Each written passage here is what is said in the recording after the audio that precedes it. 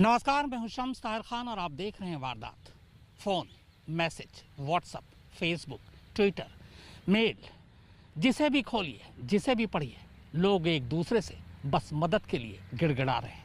किसी को इंजेक्शन चाहिए, किसी को दवा, किसी को बेड तो किसी को ऑक्सीजन। शायद लोगों का सरकार और सिस्टम पर से भरोसा उठ चुका है, इसीलिए लोग एक दूसरे की तरफ उम्मीद भरी नज़रों से देख रहे हैं। हालांकि ऐसे मौके पर भी कुछ लोग अब भी जमाखोरी और कालाबाजारी में लगे हैं, लेकिन इन सब के बावजूद मरती हुई जिंदगियों के बीच अब भी इंसानियत बची हुई है।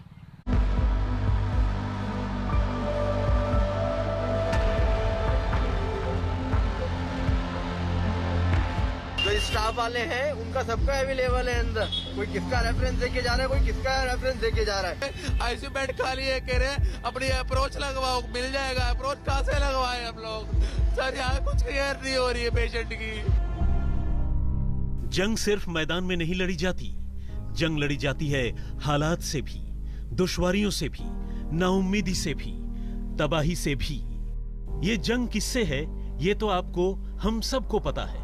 बहुत से लोग इस जंग में आपका साथ छोड़ेंगे, अपनों से मुंह मोड़ लेंगे, लेकिन आपको उम्मीद का दामन नहीं छोड़ना है, घबराना नहीं है, क्योंकि ऐसे बहुत से लोग भी हैं जो इस आपदा में भी मरीजों के दुख में उनका दर्द बांट रहे हैं, उनके साथ खड़े हैं।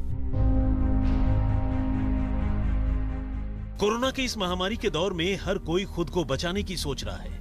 वक्त का तकाजा भी यही है, मगर इंसानियत को खुलेआम सड़कों पर मरने के लिए छोड़ दें तो फिर इंसानियत के साथ इंसान भी मर जाएगा।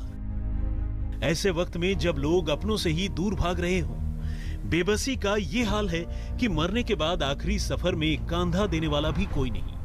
ऐसे में अपनी जान हथेली पर लेकर कुछ लोग घर की दहलीज लांघकर बाहर निकलते हैं, जिन्हें मसीहा कहा जाता है।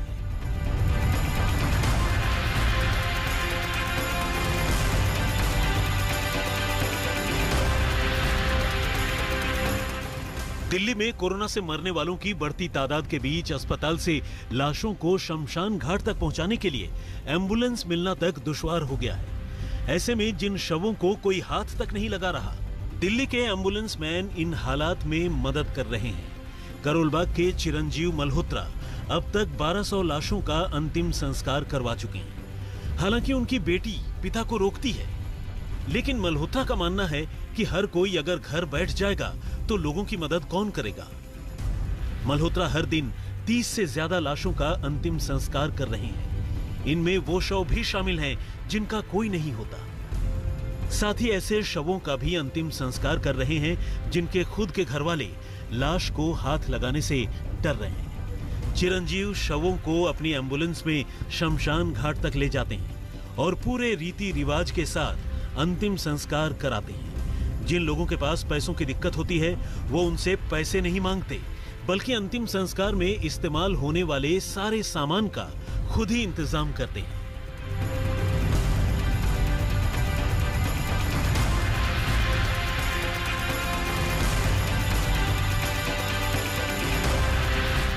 ऑक्सीजन की भारी कमी से जूझ रही दिल्ली में पंजाब, हरियाणा और हिमाचल प्रदेश से ऑक्सीजन टैंकर की सप्लाई हो रही है। ये वो सूबे हैं जहां से दिल्ली आने के लिए सिंघू के उस बॉर्डर को पार करना पड़ता है जहां किसानों का आंदोलन चल रहा है। ऐसे में दिल्ली के अंदर ऑक्सीजन की आवाजाही में कोई दिक्कत न हो, इसके लिए दिल्ली पुलिस इन टैंकरों को ग्रीन कॉरिडोर मुहैया करा रही है। ये ऑक्सीजन का टैंकर पानीपत से आ रहा है GJ06BT4225। अब इसे दिल्ली पुलिस, आउटर दिल्ली के डीसीपी और उनकी पूरी टीम ग्रीन कॉरिडोर मुहैया करा रही है, जिसको कि केएमपी से लेके अब दिल्ली के अंदर हरियाणा बॉर्डर से प्रवेश कराया जा रहा है। तो जाहिर सी बात है कि जो सिंघू बॉर्डर है वो रास्ता जो है फिलहाल बंद है, तो ये एक दूसरा रास्ता है जो दिल्ली पुलिस ने इन ऑक्सीजन टैंकर्स के लिए खासकर मुहैया करवाया है और पूरा ग्रीन कॉरिडोर दिया जाता है इन टैंकर्स को दिल्ली पुलिस की तरफ से, ताकि इन ऑक्सीजन को जल्द से जल्द हॉस्पिटल तक पहुंचाया जा सके।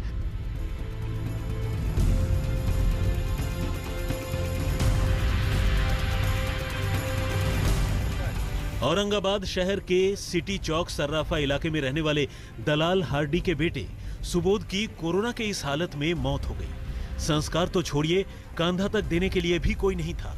तब सामने आए ये लोग। इस चिलचिलाती गर्मी में, रोजे में भूख और प्यास की शिद्दत को दरकिनार कर इन्होंने हार्डी के बेटे के जनाजे को न सिर्फ कंधा दिया, बल्कि हिंदू परंपरा के मुताबिक उनका अंतिम संस्कार भी कराया। सुबोध की मौत की खबर जैसे ही मिली, उसके मुस्लिम पड़ोसी बिना किसी बुलावे का इंतजार किए कोरोना के खौफ को दरकिनार करते हुए हार्डी के घर पहुंच गए। न सिर्फ अंतिम संस्कार की व्यवस्था की, बल्कि खुद भी सारी जिम्मेदारियां निभाई। इस दौर में जब मरने के बाद खुद घर वाले अपने अपनों का संस्कार नहीं कर पा रहे हैं, ऐसे में दुनिया के सामने मिसाल कायम कर रहे हैं ये लोग।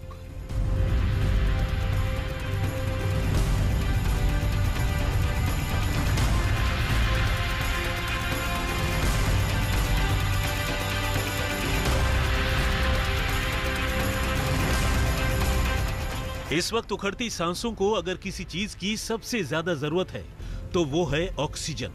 इस वक्त जरूरतमंदों और अस्पतालों में जो ऑक्सीजन पहुंचा रहा है, वही सबसे बड़ा मसीहा है।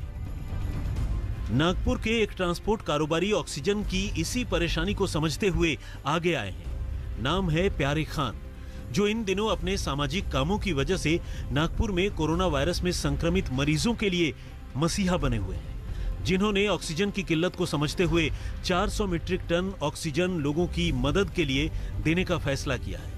इसके लिए 1 करोड़ रुपए लगे, लेकिन प्यारे खान ने दूसरा विचार अपने जहन में नहीं आने दिया।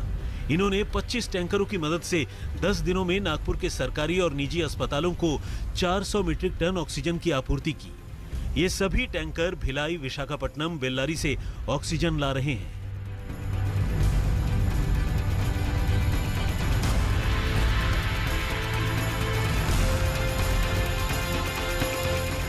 ये सच है कि कोरोना के वायरस से ज्यादा ऑक्सीजन की कमी ने हालात बिगाड़े हैं, लेकिन इस मुश्किल में कुछ लोग ऐसे भी हैं जो इंसानियत का फर्ज अदा कर लोगों की मदद कर रहे हैं। भदोही में एक हॉस्पिटल बड़ी तादाद में ऑक्सीजन सिलेंडर रिफिल कर रहा है, वो भी फ्री में, जिससे कोविड के जिन मरीजों को अस्पताल में जगह न मिले, वो घर में ऑक्सीजन की मदद से अपनी सांसों को महफूज रख सकें। सवाब का ये काम न्यू श्रद्धा हॉस्पिटल में हो रहा है, जहां अस्पताल के चिकित्सक डॉक्टर महफूज आलम का कहना है कि जब तक उनमें सलाहियत है, वो लोगों की मदद करते रहेंगे।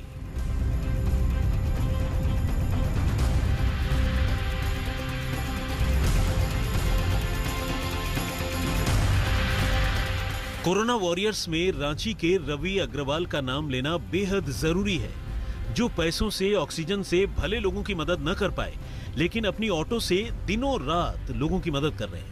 ऐसे लोग जो कोविड-19 से संक्रमित हैं या जिन्हें कोई मेडिकल इमरजेंसी है, उन्हें घर से अस्पताल पहुंचने में दिक्कत होती है, खास तौर पर रात के वक्त। लिहाजा रवि ने अब जरूरतमंदों को अस्पताल पहुंचाने को अपना मिशन बना लिया है। उन्होंने इसके लिए सोशल मीडिया पर अपना मोबाइल नंबर भी दिया है।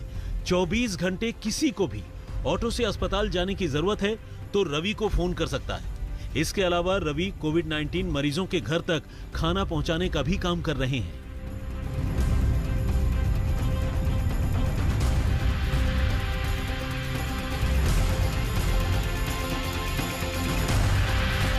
एक तरफ डर का माहौल है, कोरोना संक्रमित मरीजों के रिश्तेदार भी उनसे दूरी बनाने में लगे हैं। ऐसे में डॉक्टर और नर्स उनके लिए किसी भगवान से कम नहीं है। गुजरात के सूरत में एक नर्स ने ऐसी मिसाल पेश की है जो सालों तक याद रखी जाएगी। ये नर्स कोरोना मरीजों के लिए फरिश्ते से कम नहीं है। 4 महीने की गर्भवती होने और गर्मी की इस तपिश में रोजा रखने के बावजूद नैन्सी आयजा मिस्त्रिक लगातार मरीजों की देखभाल में जुटी हुई है। इतना ही नहीं, नर्स दिन भर रोजा रखकर अपना धर्म भी निभा रही हैं। बकौल नैन्सी, लोगों की सेवा ही सबसे बड़ी इबादत है।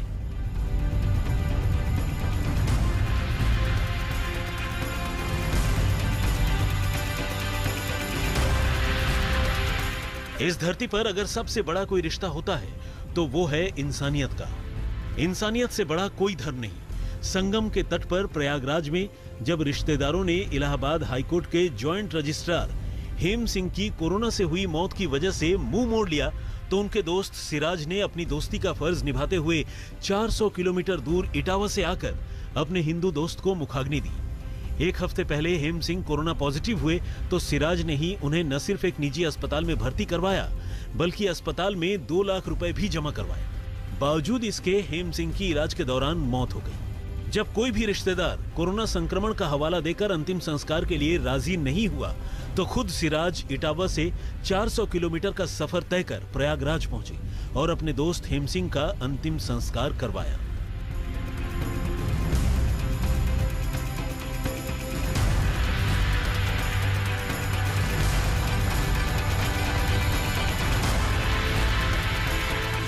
कोरोना के कोहराम में अस्पताल से लेकर बेड, दवाइयां, ऑक्सीजन सिलेंडर और यहां तक कि एम्बुलेंस तक के लिए मारामारी मची है।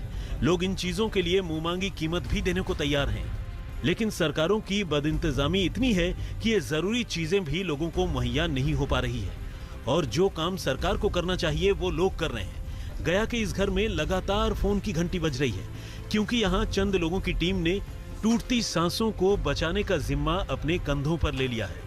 नगर निगम के स्थानीय पार्षद नैयर अहमद और उनकी टीम रोजे की शिद्दत के बावजूद जरूरतमंदों तक फ्री ऑक्सीजन सिलेंडर पहुंचा रहे हैं। मिशन ऑक्सीजन सिलेंडर पहुंचाना नहीं है बल्कि खाली होने पर दोबारा सप्लाई जारी रखना या फिर दूसरे जरूरतमंदों तक उस सिलेंडर को पहुंचाना भी इन्हीं की जिम्मेदारी है। इस मुहिम की शुरुआत महज 2 सिलेंडर से हुई थी लेकिन अब इन लोगों के पास 48 सिलेंडर है जिससे जरूरतमंद लोगों को फ्री में ऑक्सीजन मुहैया कराई जा रही है।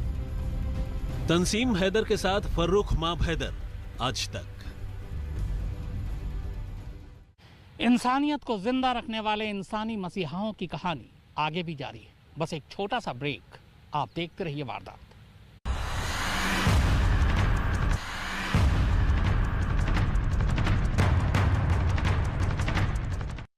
देश को बड़े बड़े ज्ञान देने वाले बड़े बड़े नेता, सांसद, विधायक, पार्षद और बाकी कार्यकर्ता लगभग गायब हैं। मदद के लिए आगे आ रहे हैं तो आम लोग, ये वो आम लोग हैं जो एक दूसरे को जानते भी नहीं लेकिन जरा सी किसी ने मदद के लिए पुकार लगाई, ये फौरन पहुंच जाते हैं।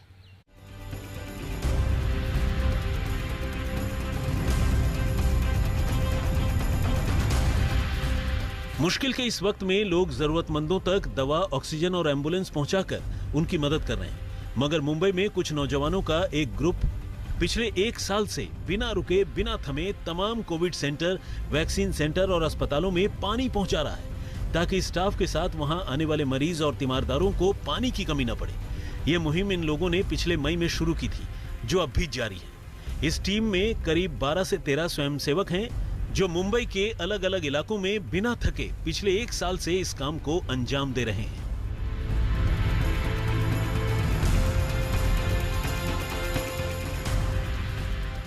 हमारा एक इनिशिएटिव है स्माइली सिविक बोल के। ये ग्लोबल इनिशिएटिव है। काफ़ी पूरी दुनिया में काफ़ी कंट्रीज़ में हम लोग ऐसे प्रोजेक्ट्स करते हैं जो दूसरी कम्युनिटी को बेनिफिट करते हैं। हम लोग जो फोकस हमारा है वो कोविड सेंटर्स के लिए है और कोविड वैक्सीनेशन सेंटर्स के लिए जो अभी अभी चालू हुए हैं। अब तक हमने 14 सेंटर्स में बॉम्बे में वाटर डिस्ट्रीब्यूट किया है, क्लीन ड्रिंकिंग वाटर। 1 लीटर का बॉटल में किया है, 20 लीटर का जार्स में किया है और 200-250 ml का छोटा बॉटल में भी किया है। जैसा रिक्वायरमेंट आता है वैसा।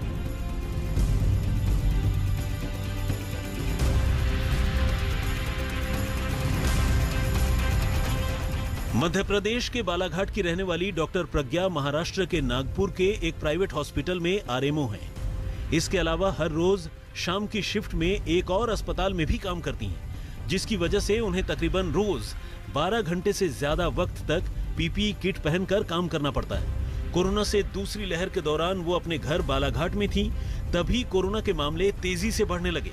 ऐसे में छुट्टी के बीच ही डॉक्टर प्रज्ञा को हॉस्पिटल में रिपोर्ट करने का ऑर्डर मिला। लेकिन एक मुश्किल ये थी कि लॉकडाउन की वजह से नागपुर जाने के तमाम साधन ठप पड़े थे। फिर भी हालत की नजाकत को समझते हुए डॉक्टर प्रज्ञा ने वक्त बर्बाद नहीं किया, अपनी स्कूटी निकाली और निकल पड़ी नागपुर के लिए। लंबा सफर करने के बाद डॉक्टर प्रज्ञा दोबारा काम में लग गई है। इसमें शक नहीं कि कोरोना से देश के हालात बहुत खराब हैं, लेकिन हर कोई अपनी तरह से लोगों की मदद कर रहा है और जो मदद नहीं कर पा रहे हैं वो दुआ कर रहे हैं। आप भी अपने आसपास लोगों की मदद करने की कोशिश कीजिए। अगर न कर पाए तो कम से कम प्रार्थना कीजिए। सिस्टम के भरोसे मत बैठिए, क्या पता सिस्टम हमारे भरोसे बैठा हो। तंसीम हैदर के साथ फर्रुख माब हैदर, आज तक।